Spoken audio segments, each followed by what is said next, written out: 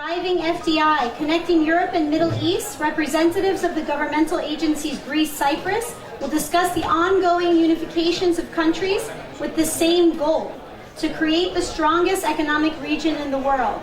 On stage we will have Karim Samra, CEO of Change Labs, Ioannis Matsis, Chairman of Invest Cyprus, Anastasis Yasemidis, Board Member of KPMG, Yorgos Philopoulos, CEO Enterprise Greece, and Mikhail Kardos, Executive Director of SAPIE. And of course our moderator is Marios Georgoudis, General Manager of Tech Island. So, hello everyone. I'm Marios Georgoudis, the General Manager of Tech Island, and it's a pleasure to welcome you at our first Tech Island Summit. And it's feeling good to see actual physical setups and events after 2 years of this pandemic situation that was allowing everything to be virtual.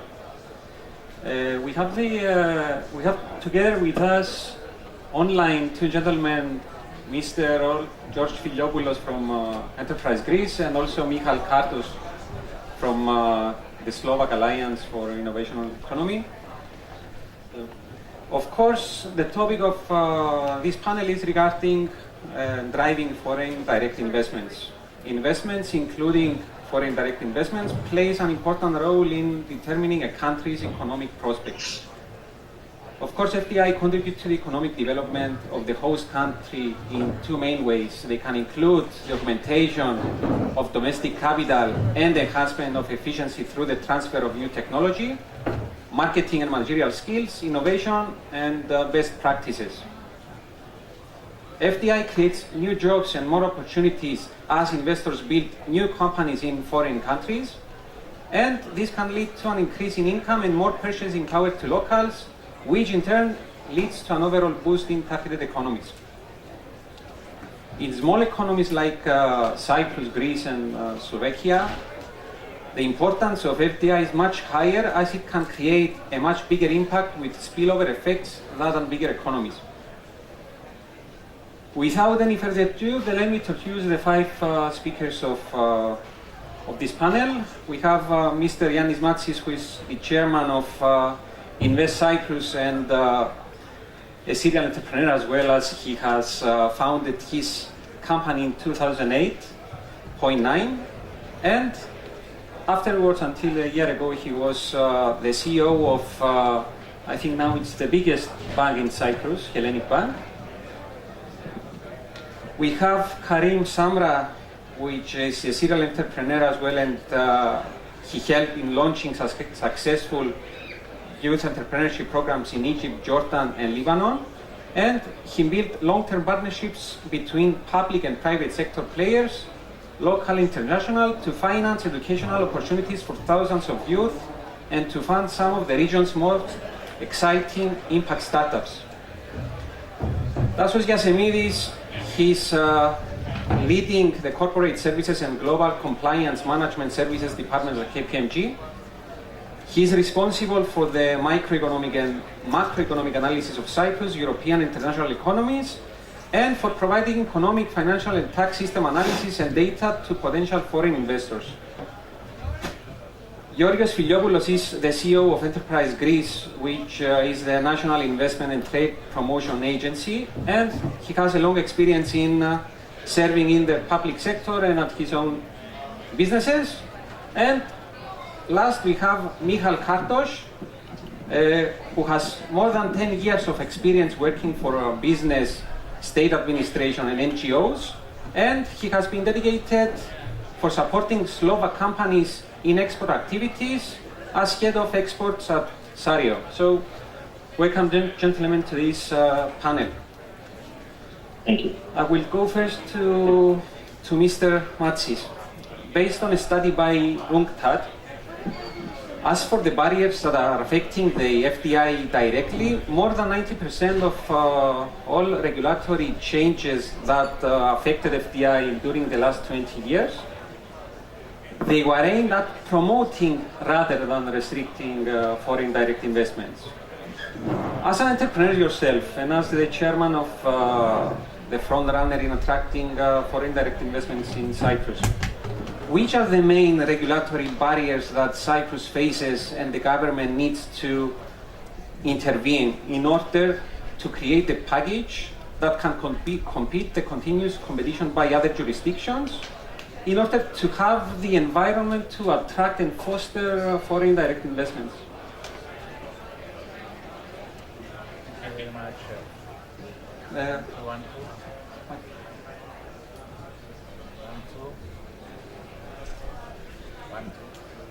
It's not working, the microphone. 1, 2, 1, 2. Okay.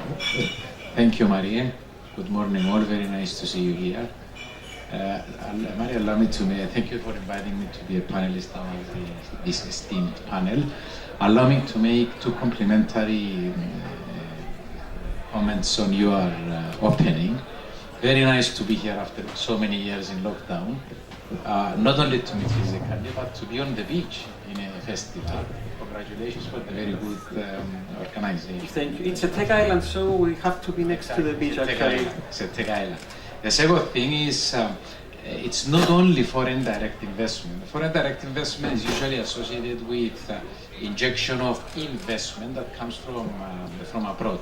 Here we are, as a strategic target of the government, we are talking about more than that, which is relocating either the whole headquartering or part of the operations of technology companies on the island.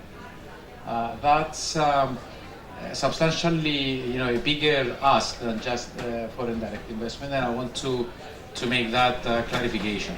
Relocating companies from abroad in Cyprus, to begin with, helps the export industry because the revenues of these companies are coming from abroad.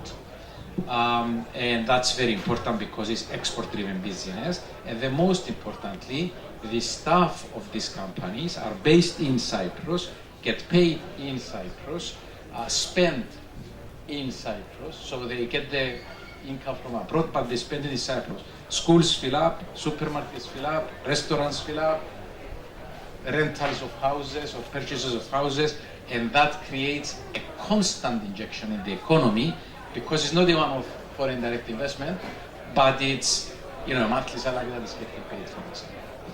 Now coming to your specific question, I don't believe there are regulatory barriers in attracting foreign direct investments or in attracting companies to relocate.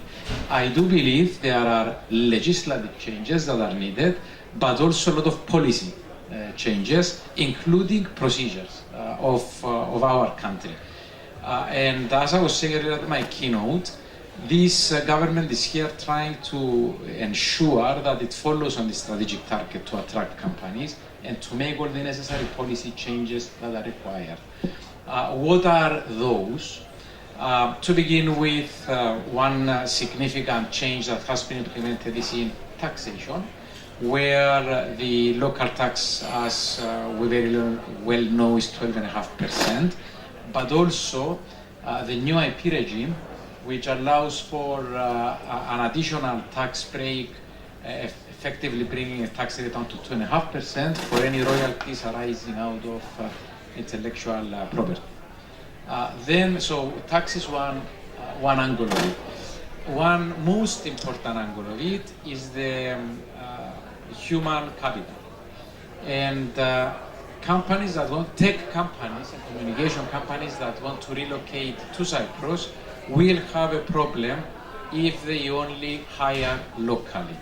There is human capital on the island, but the reality is the pool is not that big to match it to our aspirations of attracting all these companies. And therefore, there needs to be methods whereby these companies can hire talent from abroad. Clearly, we are part of the European Union, so anybody from the European Union can be hired easily in Cyprus if they want to relocate, but also expats from third countries that can come to Cyprus, have certainty as to their status and their family's status in order to be able to get involved, have a long-term horizon and not only look at Cyprus on a short term.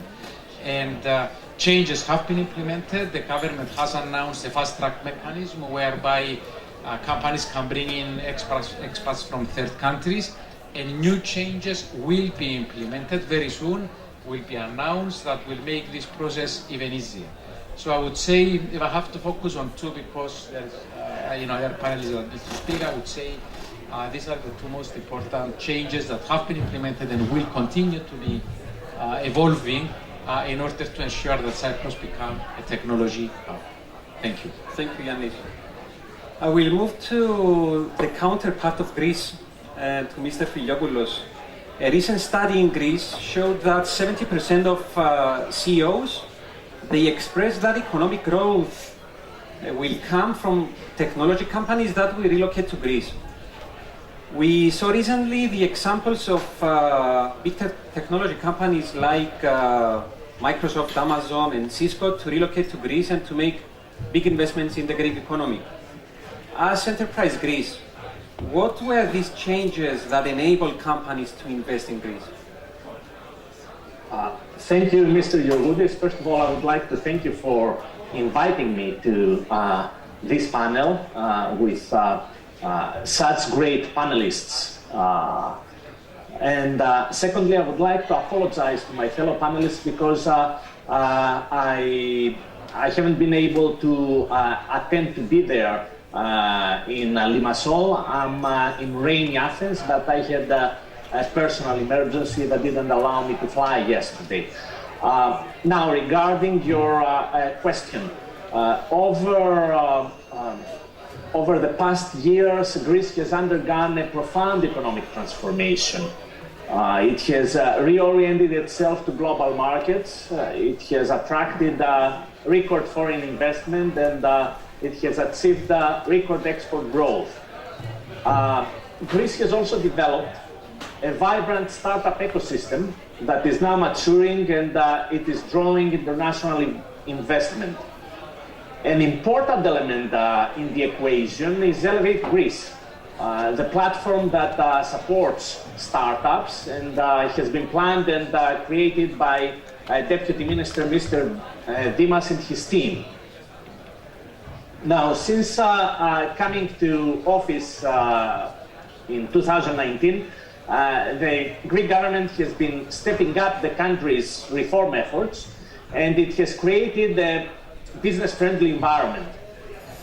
Those efforts have included structural reforms, like, for instance, overhauling the courts and modernizing labor regulations, but also rolling out a national digital strategy and cutting taxes and red tape. Very important reforms for the businessmen who are familiar with the Greek business environment.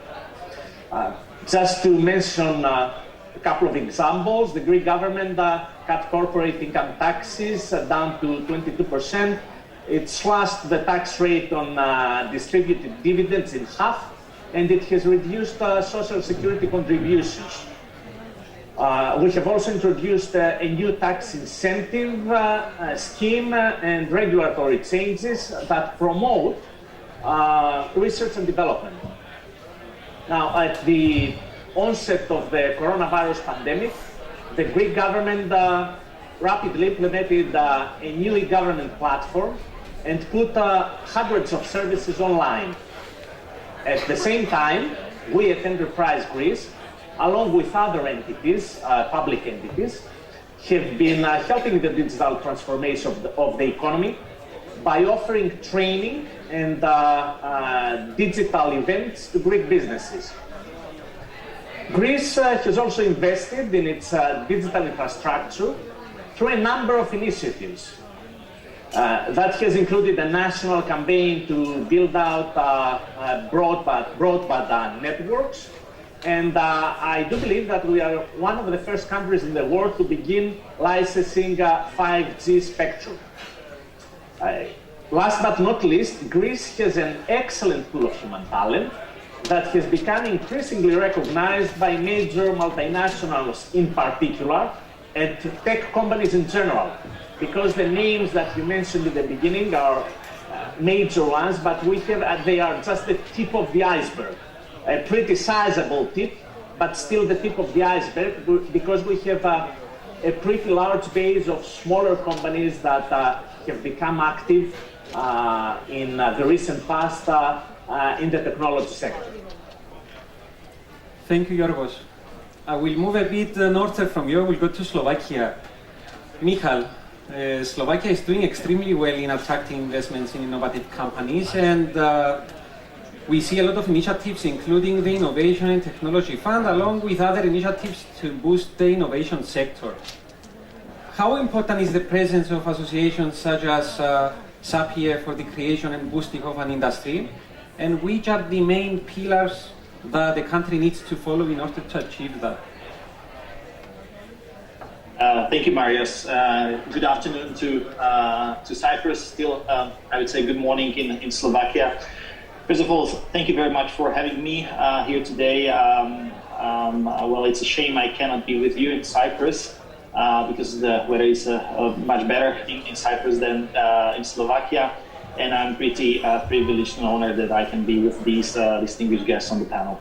So, Marius, there have been several questions in your one question or in your remarks. I would start with the current situation in Slovakia. You described it as a very, very positive, but I would say on this positive note, there is still a room for improvement when it comes to investments into innovative companies in Slovakia.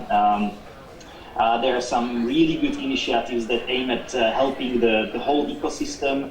There are some talented and skilled people, experienced people that do a lot of activities for the whole country, including the co-organizers or organizers of Reflect Festival, people around Dusan, Dufek.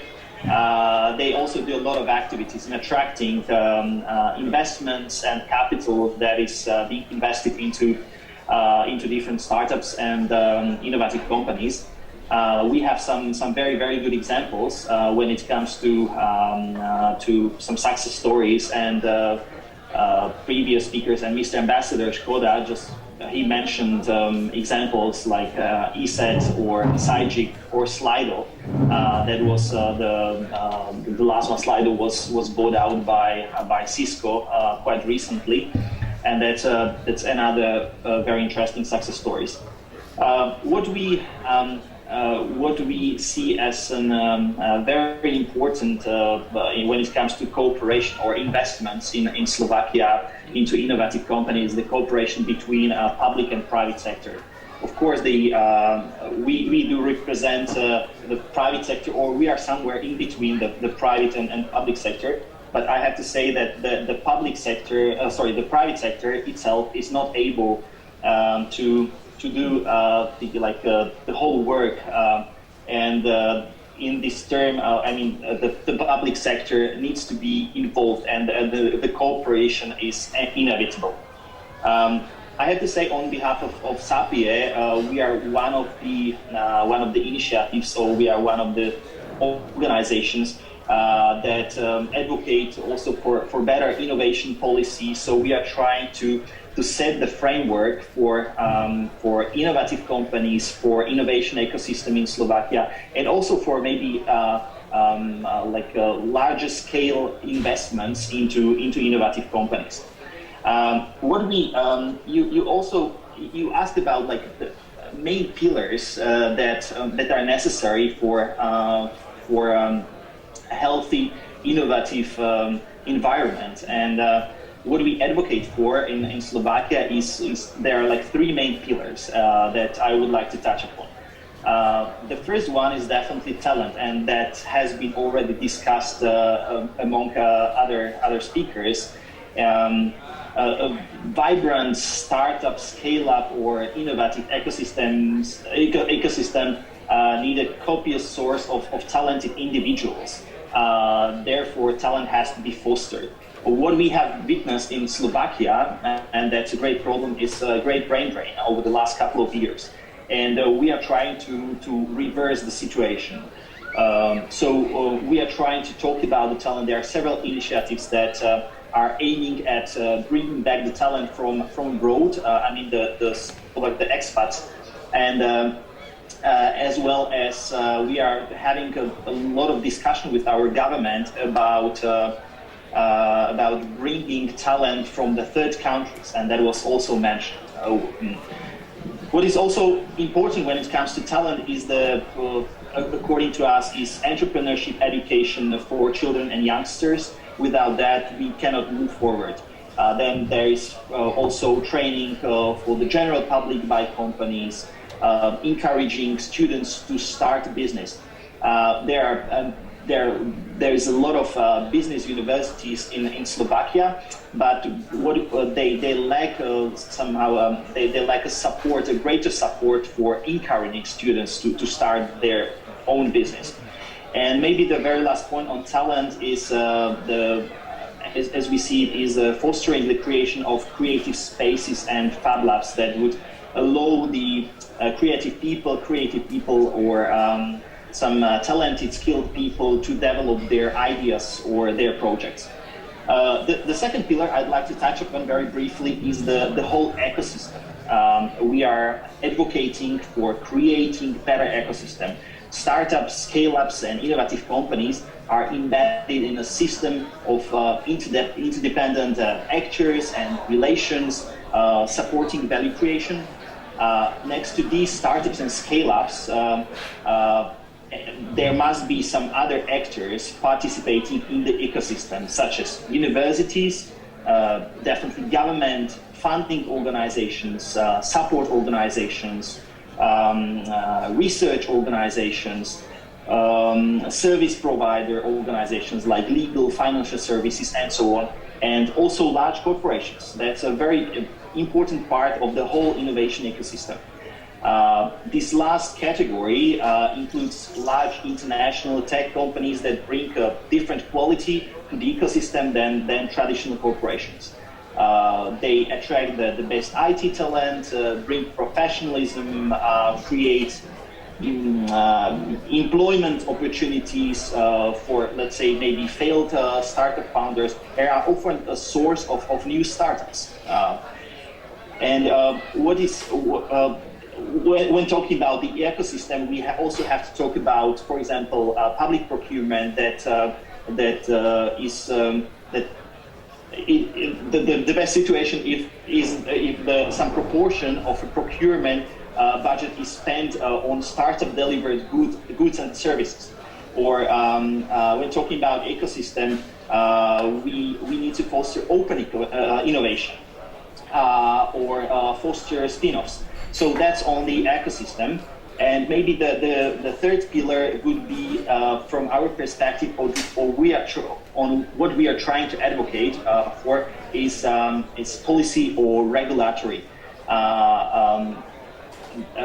status quo. That is, for example, tax incentives for growth, employee stock options, and so on. So there are many other areas that I could touch upon, but that would be a very long speech. But just to frame it, I would recap or to wrap it like in three main pillars: talent, ecosystem, the support of ecosystem, and policy or regulatory environment or framework that has to be set up in a friendly, business-friendly way. So that's maybe from my side for now. Thank you, Michal. Very interesting approach indeed, and we share the same challenges as well in Cyprus. As far as regards at least the talent and the brain drain and the trying to reskill and upskill the human talent to cope with the job positions that are in place. I will move to Karim. Hi, Karim. Venture capital is very important in a country, and especially in attracting investments in innovative companies. And we see a lot of initiatives, including the formation of innovation and technology funds in various countries, along with other initiatives to boost the innovation sector.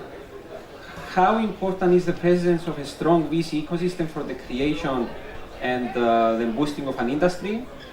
And what do you think that a country needs to intervene to strengthen its VC ecosystem? Thanks, Marios. I think the number one ingredient that countries like Cyprus should be thinking about, of course, in addition to trying to get new companies come in from abroad, established companies that already have jobs, is building their startup ecosystem. You can't have a VC industry without companies to invest in. And right now, that's the challenge probably here in Cyprus, is that even if you did put together a $100 million VC, there would be no companies to invest in at that stage.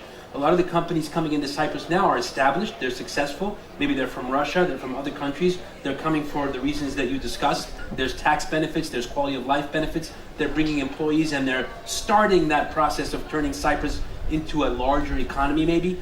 But without the foundational element of the startup ecosystem, I think that we're going to struggle in the long term. Everybody is trying to attract Amazon. Okay? Every country is trying to. Every country is trying to attract Microsoft. Okay? There's some advantages that Cyprus may have temporarily in terms of tax, quality of life, hopefully for a long time will be an advantage in Cyprus. But you're not going to win with Amazon because you have a tax break or a favorable tax regimen.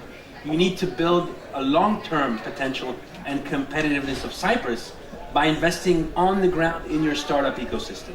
And events like this, and I want to congratulate Marios and Stylianos, and events like this are helping to do that, I think. We have helped lay the foundation of the startup ecosystem in Egypt, in Lebanon, and in Jordan, in Amman. And when you look at what the effect that the startup ecosystem has on a country, it's massive, of course. Starting with Silicon Valley, right? Silicon Valley started out with one company, 8 founders. The 8 founders left that company, Fairchild Semiconductors, and each one of them founded another company. And that was the beginning of Silicon Valley. Silicon Valley started with one company and 8 founders. And it's circles that keep getting larger. It's the same thing we've witnessed in Amman in Jordan with Wanda. For those of you that know, Aramex. Those of you that know Fadi Ghandour. Aramex is one of the biggest shipping companies in the Middle East. It was started by Fadi Ghandour in Amman. The co-founders of Fadi Ghandour, or the employees, went out and founded other companies in Amman. And that's how the startup ecosystem in Amman took off. We need to enable people here in Cyprus to launch companies. We need to give them education. We need to give them funding. We need to give them resources. We launched a company with the German government, for example, in Egypt, called VC University. It's a program that teaches VCs how to invest in startups. We have another one called Angel Academy, also with the German government in Egypt, to create pockets of angel investors who have a little bit of capital, who are willing to take risk and invest in startups, but may not know how. And without this educational program, they may lose their money, because angel investing and startup investing is higher risk. And without risk, you don't get reward, but of course you can also lose your money. So there's a number of programs that we've created in these young economies that are kind of behind to help them catch up. An Angel Academy is an example. VC University is an example. We've done accelerators for green economy companies in Egypt with a Luxembourg fund called GGF, the Green for Growth Fund, 460 million euro fund that's looking to invest in this region. Okay, so we help them enter the Egyptian market that way. We're doing another program with UNIDO in Jordan for entrepreneur makers. So there's a lot of makers in Cyprus. There's a lot of great raw materials here in Cyprus, right? From aloe vera to others, many others here in Cyprus. Rosemary is found on the streets. Citrus fruits are found on the streets. I mean, for someone coming from abroad, this is unbelievable that I can go and pick a tangerine off a tree, right, in the middle of a city, on the beach, is really incredible. But are we using that? Are we helping young entrepreneurs take that tangerine, that orange, and create a product, market it, package, sell it, export it? No, we're not. Not at all, right? So UNIDO is funding a program right now with us. I founded an organization called Change Labs, and Change Labs has partnered with UNIDO to create a program in Jordan to help makers launch new products, export them, digitize, build their online stores, understand online advertising and how to use technology, and then become competitive in export markets. This is completely absent right now from Cyprus, as far as I'm concerned. So yes, we're doing a great job. I'm sure people have come before me who have done a phenomenal job to position Cyprus in a great way with large corporations, and I'm seeing that happen. I have friends that are entrepreneurs from Russia They relocated their entire company to Cyprus because of the technology, the IP laws, because of the tax laws. So that's a great first step. But I think it's now time to take the second step and build that startup ecosystem here. Thank you, Karim. You are giving me a good pass to go to Dassos now. Professional services are, I think it's the main driver of the Cyprus economy. What do you believe that companies look in order to identify the perfect jurisdiction to relocate, and what does Cyprus offers in this way? Yeah, good morning everyone. It's nice being with you here at this event, and congratulations for the organizers. Yes, financial services have been traditionally one of the key pillars of Cyprus GDP.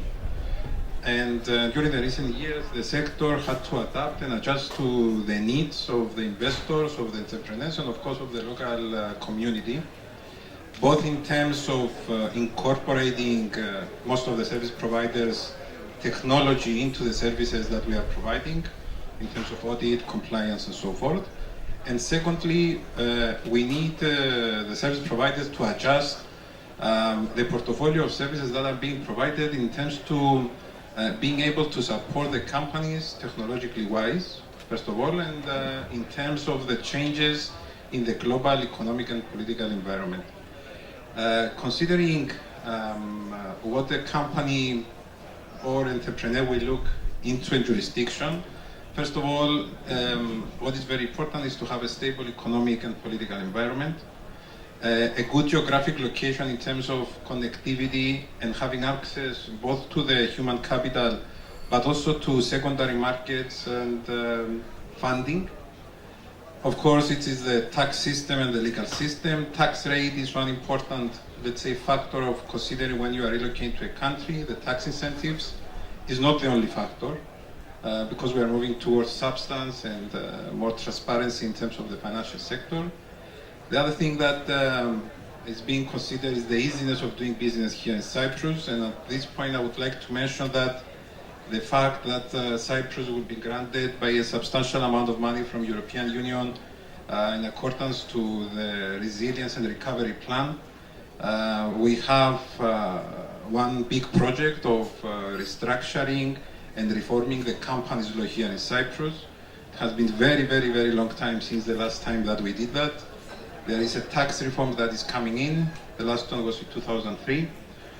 So what is important, besides the advantage that we're providing as a country, is to be able to accommodate the needs and be able to stay competitive in a very competitive environment that we have now.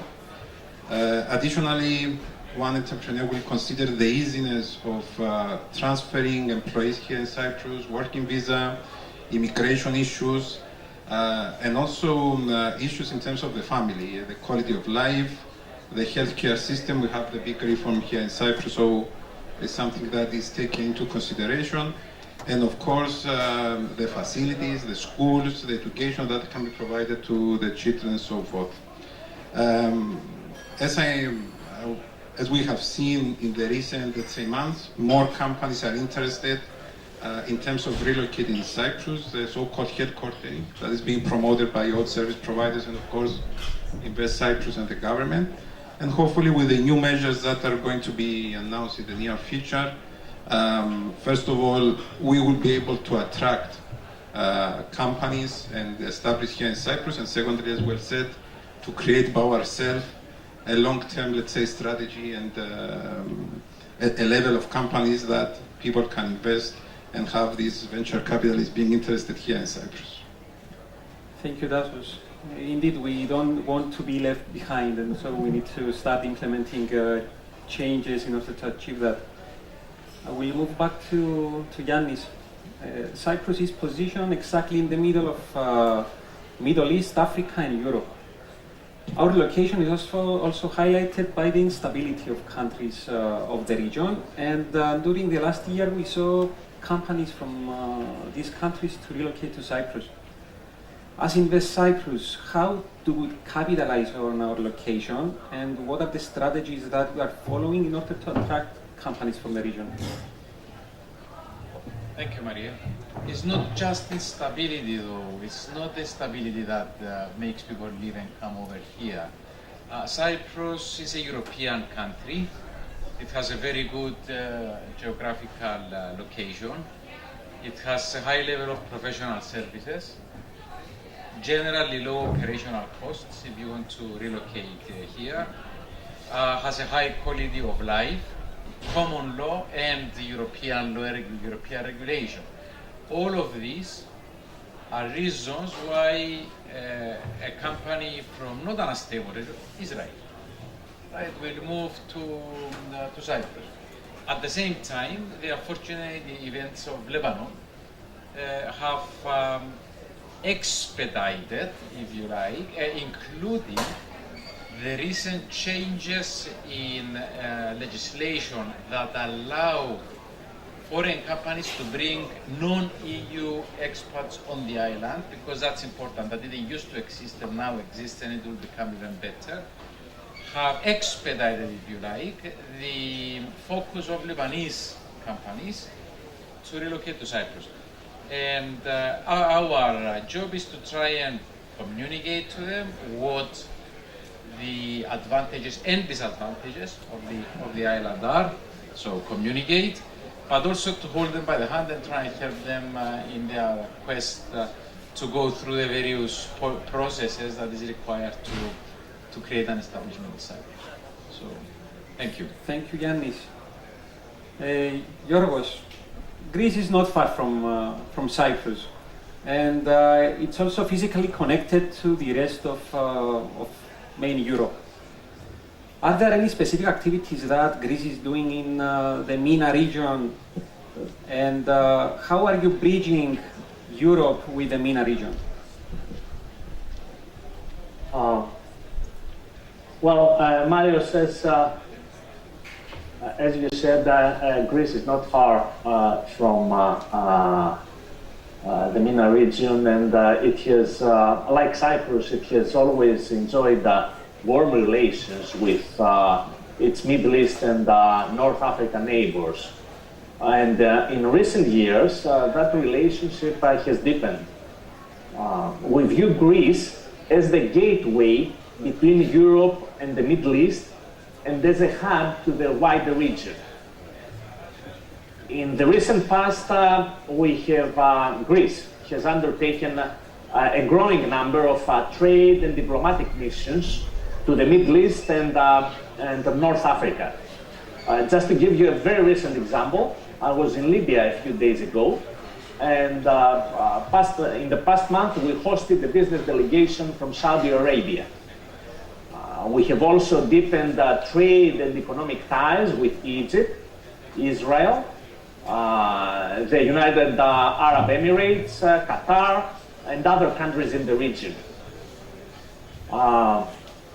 Under Greece's new national strategic extroversion plan, we have detailed more than 90 actions with countries in the Middle East and North Africa. In the energy sector, along with Cyprus, Greece is a member of the newly created East Mediterranean Gas Forum that was established to manage the natural gas resources of the region. Two other very important projects, both in energy infrastructure, are the Eurasia Interconnector and the East Med pipeline. The Eurasia Interconnector is a 2.5 billion project that will connect the power grids of Cyprus and Israel with the Greek power grid and the rest of Europe via the world's longest submarine power cable. Now, the East Med pipeline is a planned natural gas pipeline that will connect energy resources in the Eastern Mediterranean area with mainland Greece via Cyprus and the Greek island of Crete. Apart from trade ties, our country has been deepening its cooperation with countries in the region, and that includes recent initiatives with Israel, Egypt, the UAE, and Saudi Arabia, as I mentioned before. Thank you very much, Yorgos. I will move to Michal because I know that in 5 minutes he needs to leave, and I will ask you, Michal. Slovakia was always a country that was heavily reliant on the automotive industry. But during the recent years, we are seeing a lot of companies, as you mentioned before, like ESET, Slide, and other technology companies that are based in Slovakia, and they are making huge exits and profits. And also you have the Danube Valley that is a potential destination for innovative companies. How is Slovakia achieving that in such a short time? Yes, thank you for your question, Marius. Firstly, I have to admit that Slovakia is still quite reliant on the automotive industry. Just to describe it on numbers, for example, the automotive industry creates like 13% of the Slovakia's GDP. That we are, for those who don't know, we are a population of about 5 million inhabitants, and the automotive industry directly or indirectly employs roughly 500,000 of employees, which is a great number. So as you can see, we are still quite reliant on the automotive industry.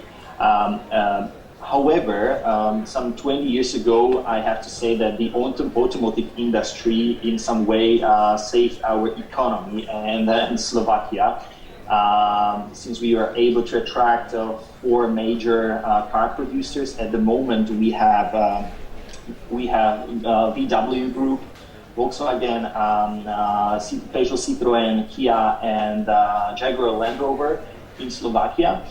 But at the same time, over the last, let's say, 10 or 15 years, we were able to attract also other investors and attract a different type of investors, and a little bit diversify like the portfolio within our economy.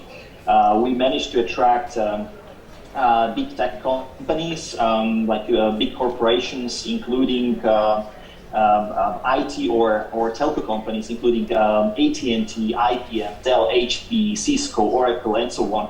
So these companies employ tens of thousands of people in Slovakia. What has changed is that many of these companies, or some of these companies, managed to attract or managed to bring to Slovakia also their R&D centers, which is a good sign.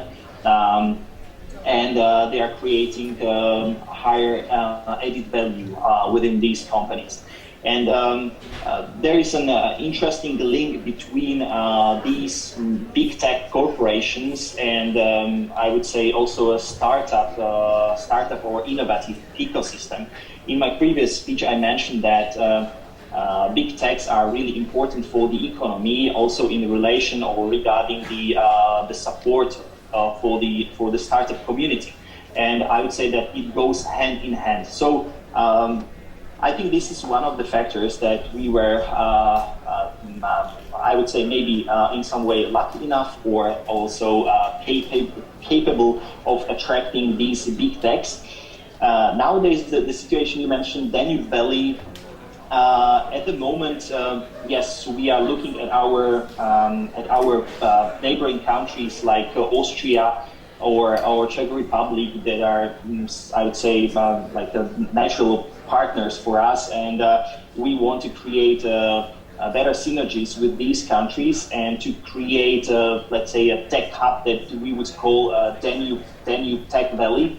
But at the moment, it is still rather some vision than some project that would be in place. There needs to be a lot of work done. However, there are ongoing discussions with Austrian partners and also with Czech partners, despite the fact that the Czech Republic is not situated on the river Danube, and so we cannot call it like Danube Valley, because it's more about our neighbors on the river Danube, like Austria and Hungary. But we are not looking only at our partners or creating strong partnerships at the River Danube with our neighbors, but we are looking at some other alliances or cooperation with other countries. For example, with Poland. In the last couple of months, we have had very vivid cooperation or interactions, for example, with Estonia.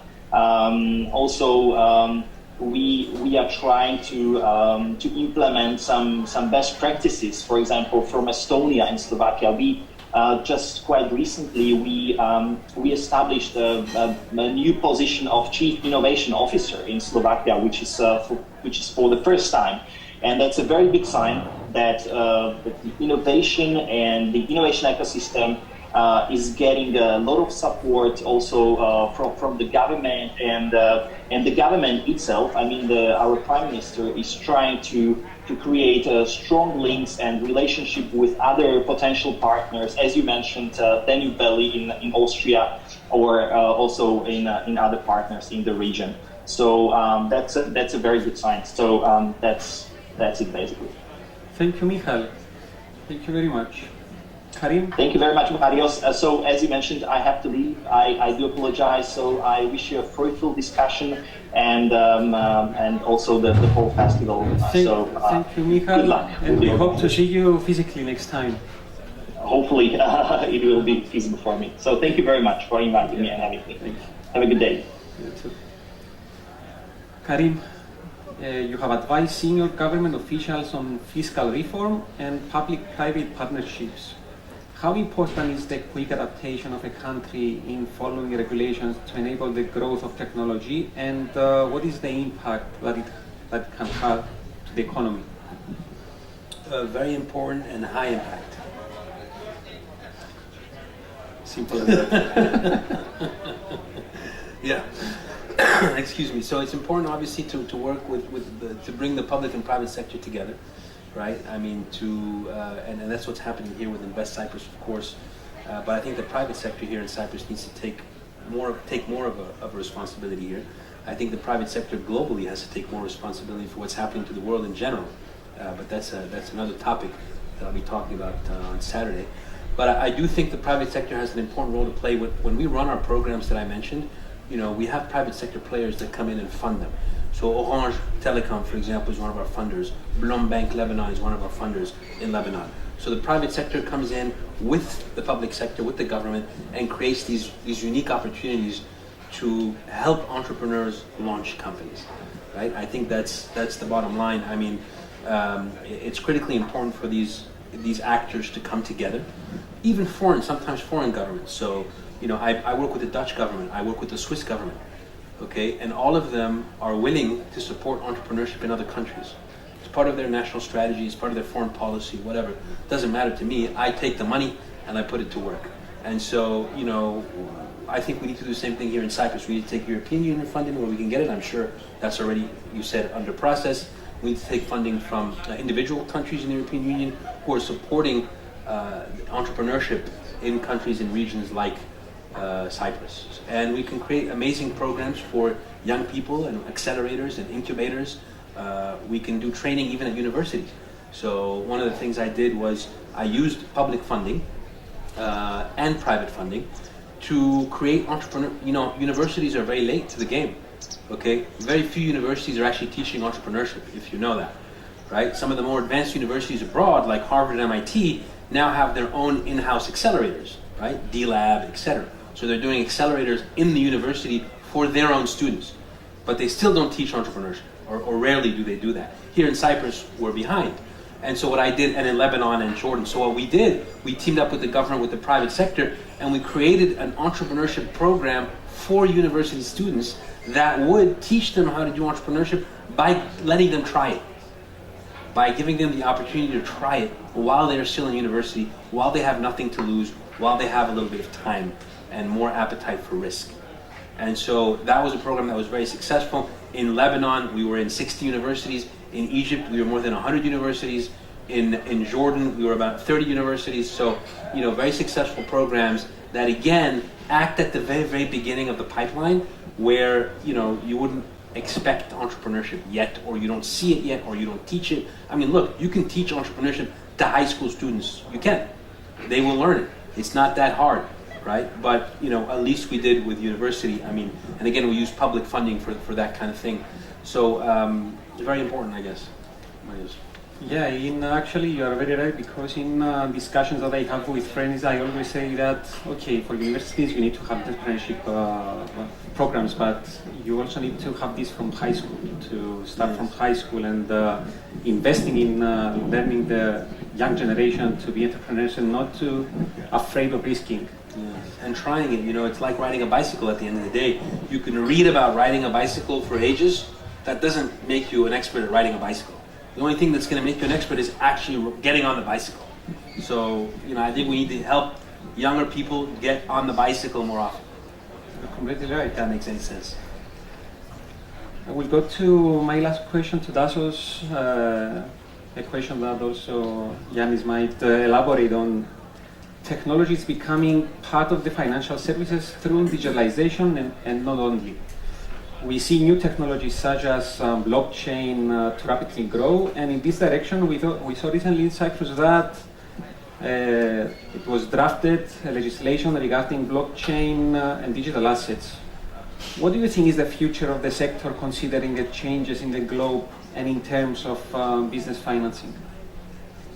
Yes, we have to say that COVID, although it has many negative consequences, has helped the financial sector to accommodate the needs of their clients. We have seen the banks here in Cyprus and of course globally to adopting the digital wallet and other services that can be provided to their clients. We have seen that the so-called learning curve expedited because of COVID, and people start using electronic banking, the digital wallet, and other assets as well.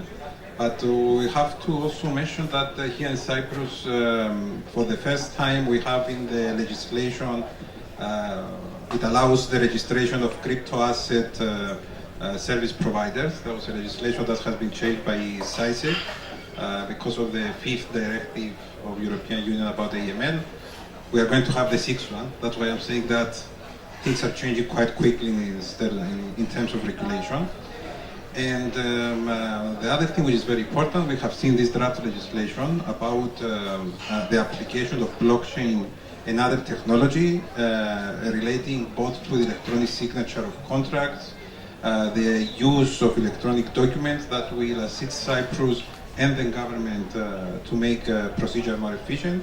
And of course, it's time for the country also to regulate and being able to attract companies and financial institutions that are dealing mostly with digital assets and digital derivatives, which, as I said, is becoming a very dynamic sector in the global market. Thank you, Dasos. I don't know if anyone else wants to elaborate on this question. Just a quick thing on blockchain, Yanis, if you allow me. Please. Thank you. So a quick thing on blockchain is just, we ran the first blockchain boot camp in the Middle East, North Africa region ever. That was, 6 months ago. We did it with the Stacks Foundation out of the US. The Stacks Foundation, they have STX, that's their coin. It's the only coin registered on the SEC, the US Securities and Exchange Commission. And we ran an accelerator for them to identify young startups in the Middle East region that are using blockchain. And blockchain, as you know, is the future. And Cyprus has a great position because, believe it or not, one of the first universities to teach blockchain is right here in Cyprus. Okay, so already Cyprus is becoming a leader in this really new high-tech space. We have a great company out of Egypt, for example, called Pravica, which is building a new communication suite. Zoom, WhatsApp, email, all on the blockchain. All on the blockchain. So your email in the future will be on the blockchain. You can rest assured. Your entry to this event will be on the blockchain. When you come to enter your door at home and unlock your door, that will be controlled by blockchain as well. So if you understand the extent of this technology, you'll realize that if in fact it actually happens, it'll affect everything. It's not just about documents and digital signatures. It goes much, much further than that. So, again, Cyprus has an opportunity, I think, there as well. I'd love to see the guys from Pravica, who are the CEO of Pravica, is studying here in Cyprus. It's an Egyptian company. It just got funded by 500 startups by CVC, the big Swiss venture capital firm that invests only in blockchain. They just got funded. They're out of Egypt, and the CEO studies here in Cyprus. So opportunities like that, I think, I want to see Cyprus take much more advantage of. That would be great. Sorry, guys, but I don't have something to add. No, I fully agree. I think it's a one-way street. Blockchain is a technology and a way of organizing, as most people will know. I'd like to separate it from cryptocurrencies. Blockchain is a technology. And for me, why will this succeed and why eventually banks will move on to blockchain as well, or if you like, finance will move on to blockchain, is because you have the whole world pool of programming talent thinking of applications to create on the blockchain, which is open. That's very important. It's open in order to make it available to the public. And a lot of these applications are finance related, the so-called decentralized finance. I think it's a one-way street just because of this. Imagine having the whole world of programmers thinking of applications to create on the blockchain, because that's where they can create it because it's open. And then having a bank, even a huge bank like Citibank, with 3,000 developers trying to develop technology. Who's going to be more imaginative, the world or the 3,000? So eventually, it's all moving to the blockchain. I'm very positive about it. Crypto assets is a different question. It does depend on its cryptocurrency really means it's unregulated, and therefore it can be used for issues like money laundering. And the question there is whether they eventually will be regulated. I believe they will, and that will also see a big upside. Thank you, gentlemen. Thank you. I think we ran out of time, so thank you for the fruitful discussion. Thank you, Yorgos, for joining us online. Thank you, Dasos, Yannis, Karim. Thank you very much. Thank you, Marius. Thank you, everybody. So now Thank we you. have Thank you, audience. now we have a break.